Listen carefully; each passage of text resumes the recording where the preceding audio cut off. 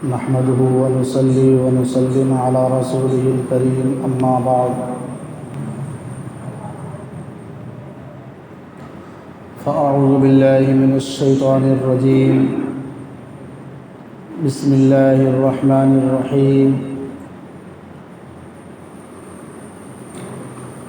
إن الصلاة كانت على المؤمنين كتابا موقوتا صدق الله العظيم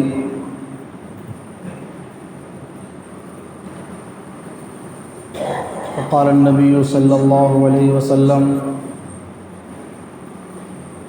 من ترك الصلاة متعمدا فقد كفر أو كما قال عليه الصلاة والسلام۔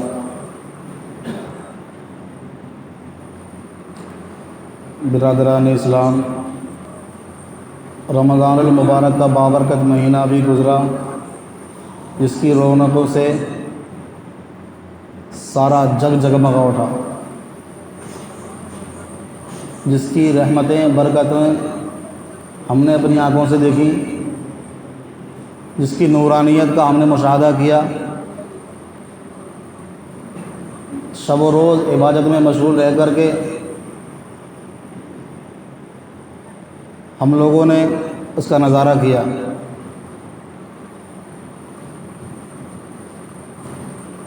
یہ ہم لوگوں کی خوش نصیبی ہے کہ اللہ تبارک و تعالیٰ نے ہم کو یہ بابرکت مہینہ نصیب فرمایا۔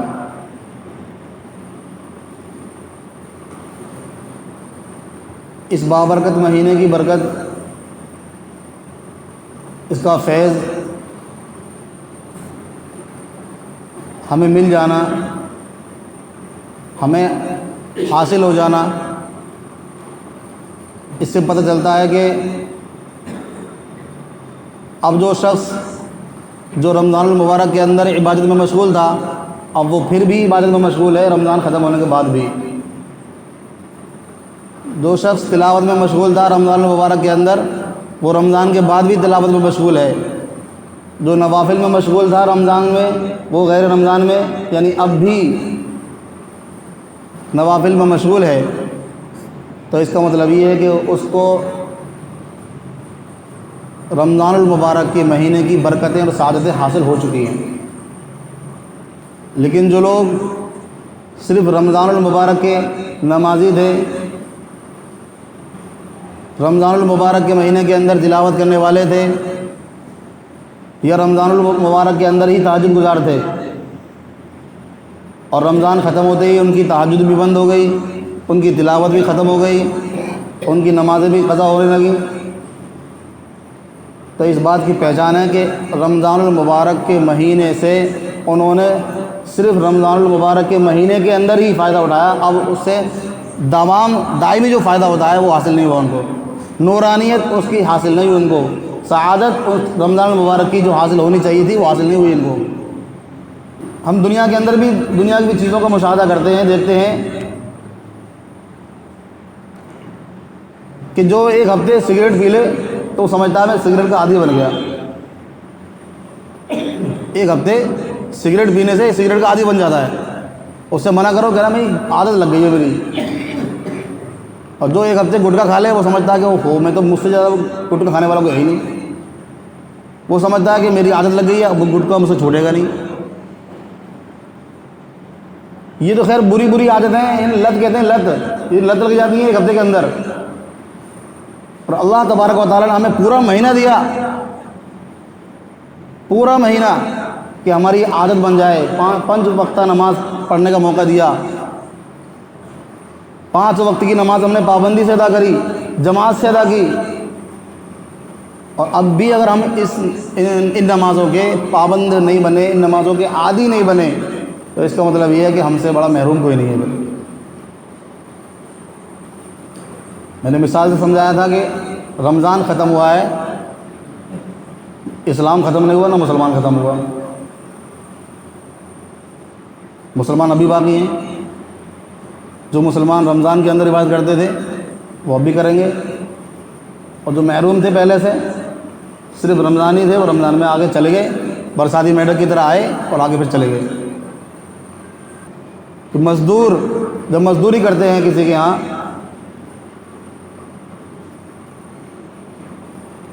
7 दिन काम करते हैं लगातार, उनमें से उनका ठेकेदार, उनका ज़िम्मेदार एक दिन उनको ख़ास तौर से अलग से इनाम देता है।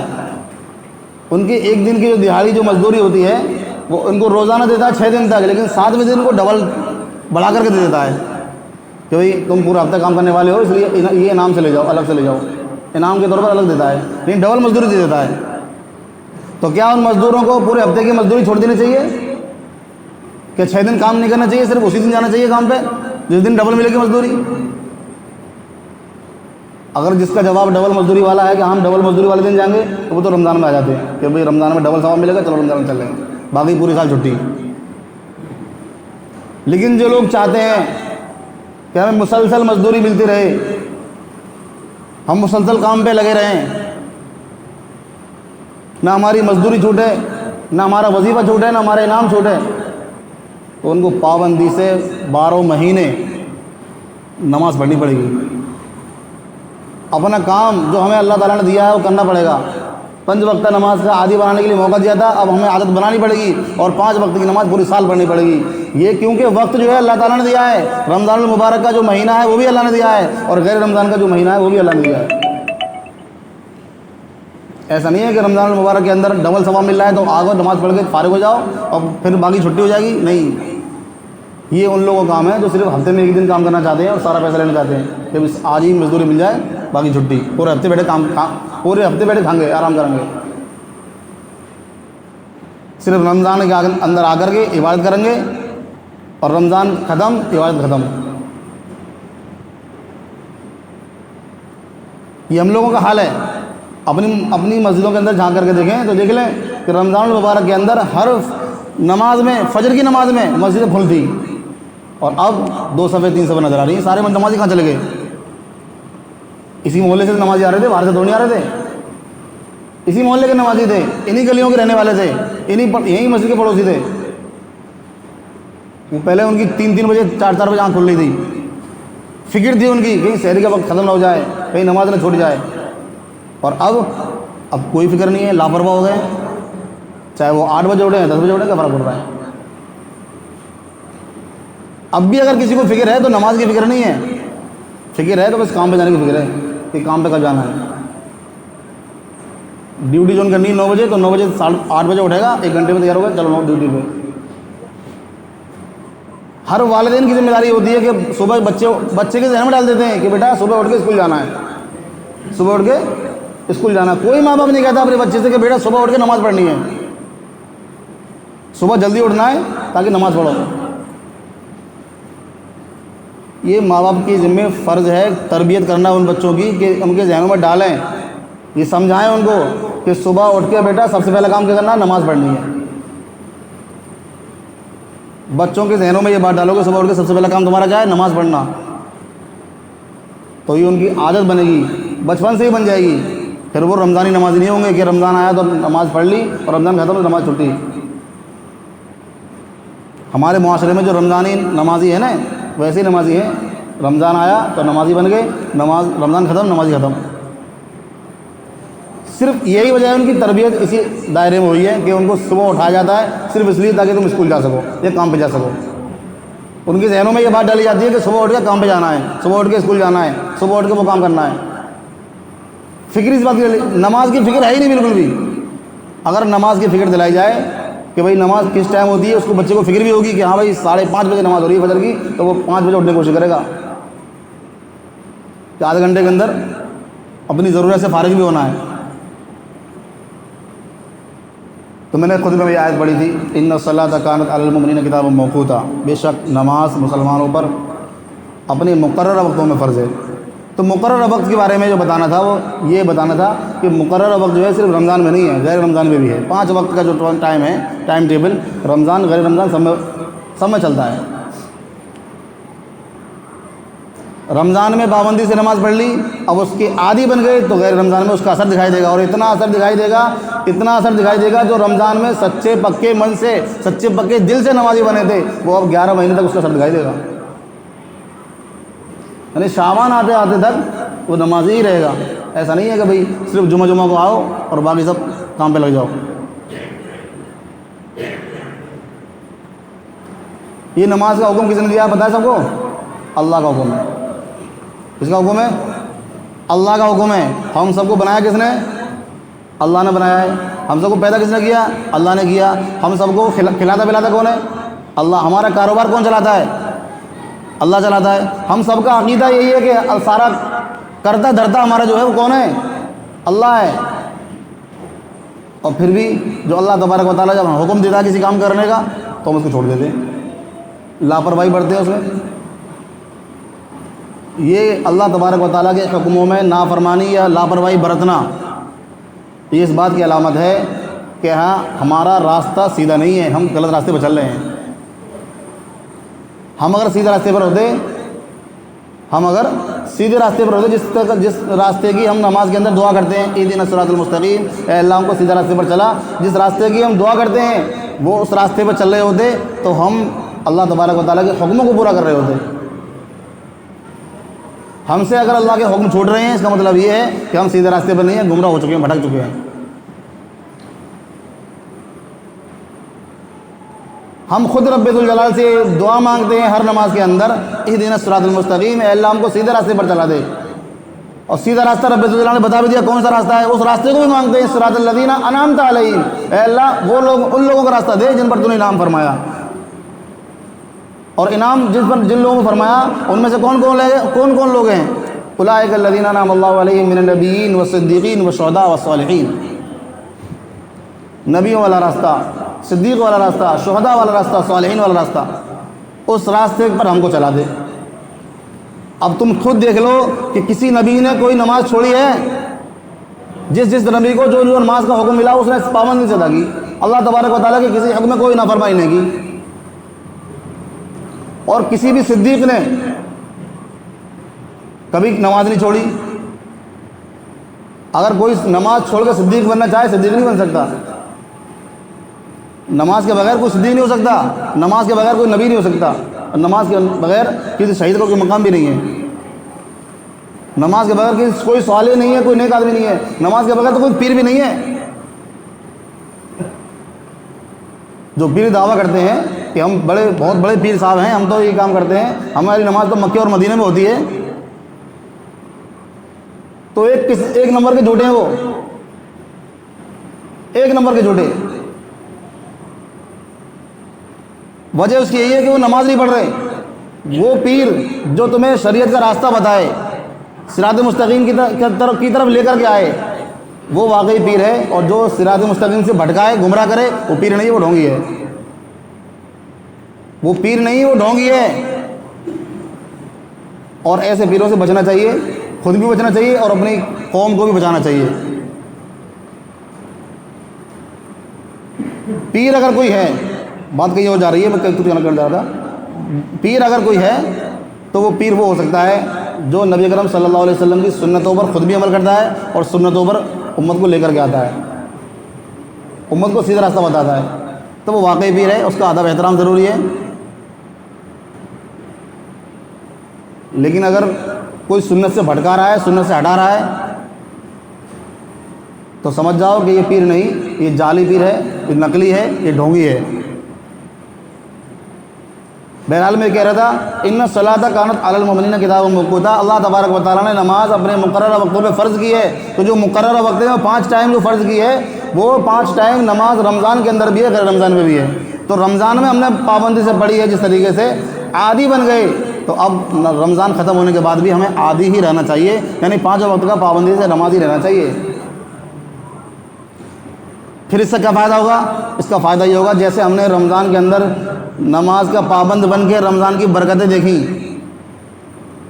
رمضان کی رحمتیں دیکھیں, اللہ کی مدد دیکھی, ایسے ہی غیر رمضان میں بھی اللہ کی مدد دیکھو گے. کیونکہ نمازی رہو گے, جب تک نمازی رہو گے اللہ تعالیٰ سے تعلق تمہارا قائم رہے گا. اور نماز چھوٹ گئی زندگی سے تو اللہ تعالیٰ سے تعلق ختم ہو گیا. جب اللہ تعالیٰ سے تمہارا جو رشتہ ہے وہ رشتہ ٹوٹ گیا تو پھر ہم پر کوئی بھی حاوی ہو سکتا ہے, ہم پر کوئی بھی حملہ کر سکتا ہے, کوئی بھی ہم پر غالب ہو سکتا ہے. جب تک ہمارا رشتہ اللہ سے مضبوط ہے اور جب تک رہے گا تب تک ہم پر کوئی حاوی نہیں ہو سکتا, ہم پر کوئی غالب نہیں ہو سکتا. اپنی مرضی ہم پہ نہیں تھوپ سکتا۔ کیوں نہیں تھوپ سکتا؟ وجہ اس کی یہ ہے کہ ہم اللہ تبارک و تعالیٰ کے ساتھ رشتے میں لگے ہوئے ہیں، رشتے میں مضبوطی بنائے ہوئے ہیں۔ اللہ تعالیٰ سے جو ہمارا رشتہ ہے وہ نمازی کے ذریعے سے حاصل ہوتا ہے، قرآن کے ذریعے سے حاصل ہوتا ہے، اور جو اس رشتے کی رسی کو مضبوطی سے تھامے رکھے گا وہ نماز کا پابند رہے گا، اور جو نماز کا پابند رہے گا اللہ تبارک و تعالیٰ اس کے سارے کام بناتے چلے جائیں گے، ساری مشکلیں حل ہوتی چلی جائیں گی۔